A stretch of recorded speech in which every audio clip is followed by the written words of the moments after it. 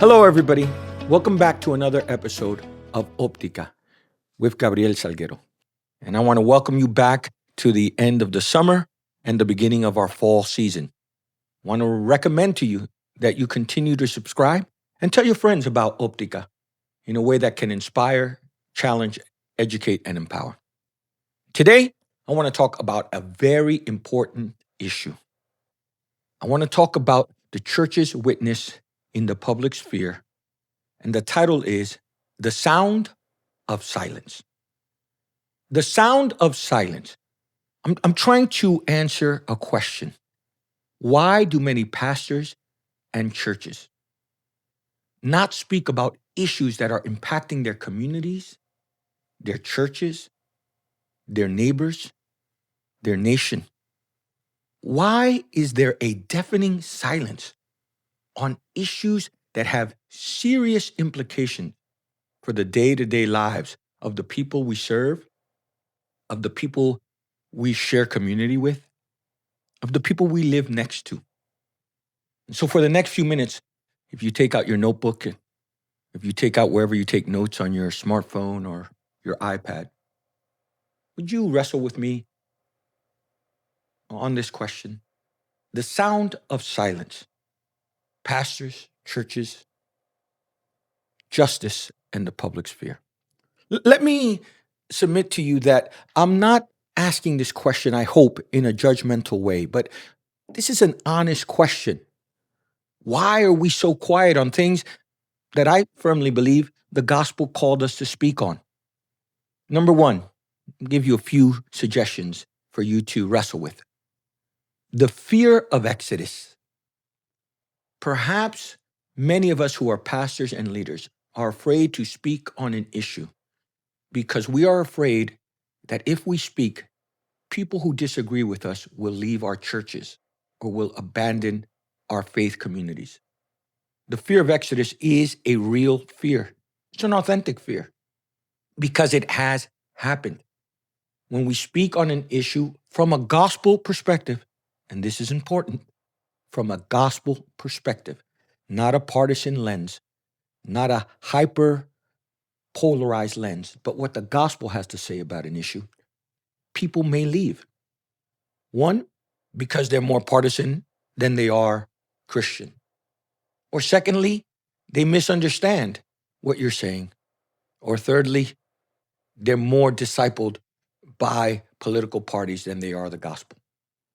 So I submit to you that many churches and pastors don't talk about issues from life to immigration to poverty to international aid to sexuality because there's a fear of Exodus.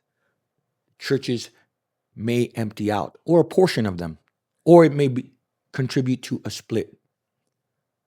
But I submit to you that our commitment to the truth, our call to bring a gospel lens to issues that affect the people we serve, our neighbors and our communities, should override our fear of people leaving.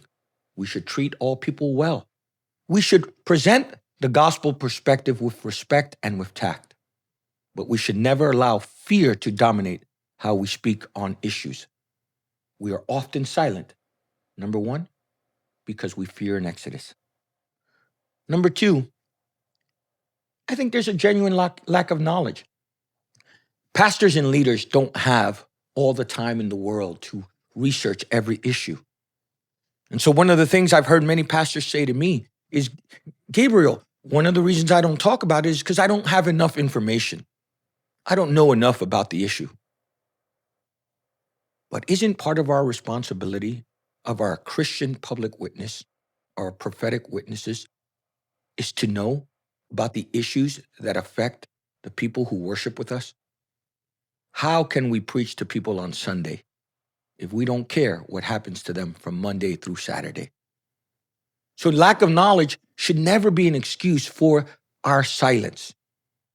Scripture reminds us, in all our getting, get the understanding. And so how do we do it? We look for credible sources. But most importantly, we seek what the gospel has to say about an issue, whatever the issue. Not what our favorite political party or our favorite news reporter has to say. What does the gospel have to say about an issue? Never let lack of knowledge contribute to a silence that damages or hinders our Christian witness in the public sphere.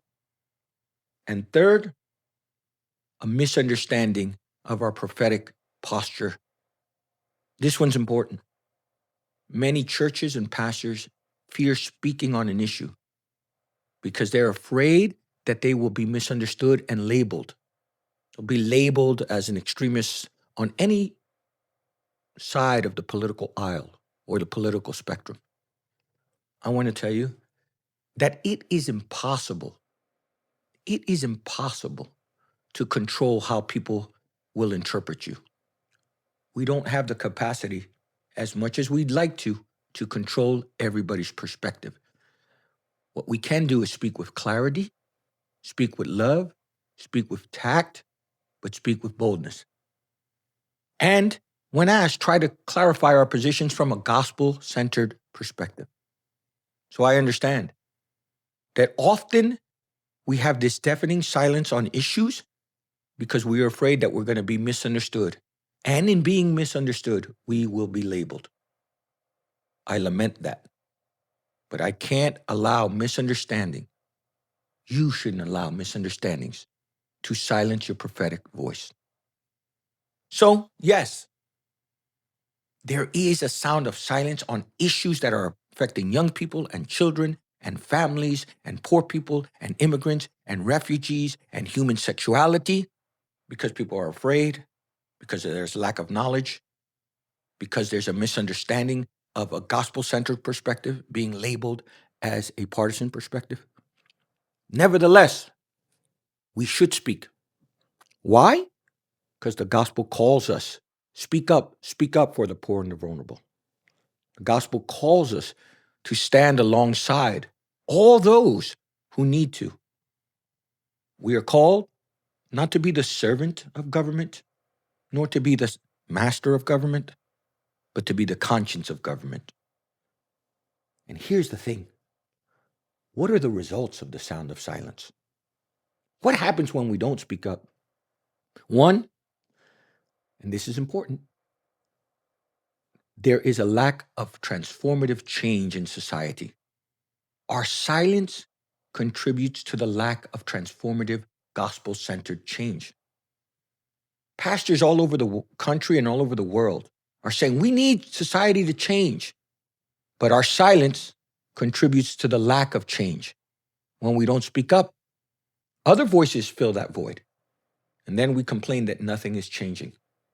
Part of our prophetic responsibility is to speak up, but silence leads to the lack of gospel-centered transformation. What's another result of silence? Lack of credibility. When churches don't speak up on issues that are affecting their neighbors and the people God called us to love and serve, whole generations, particularly younger people, Gen Zs and Gen Alphas and millennials, are saying, you see, the church doesn't care. Jesus stood up with the poor, the marginalized, the stranger, the downtrodden. Because Jesus spoke, we must speak. I submit to you that often the credibility of the witness of the church is at stake when there's silence. Hey, listen, I want to thank you for listening to Optica. And I want you to reflect with me. How do we overcome the sound of silence in a way that honors God and expands the credibility of the witness of the church? As always, thanks for listening. I'm Gabriel Salguero, and this is Optica, where we invite you to open your eyes and see what God is doing.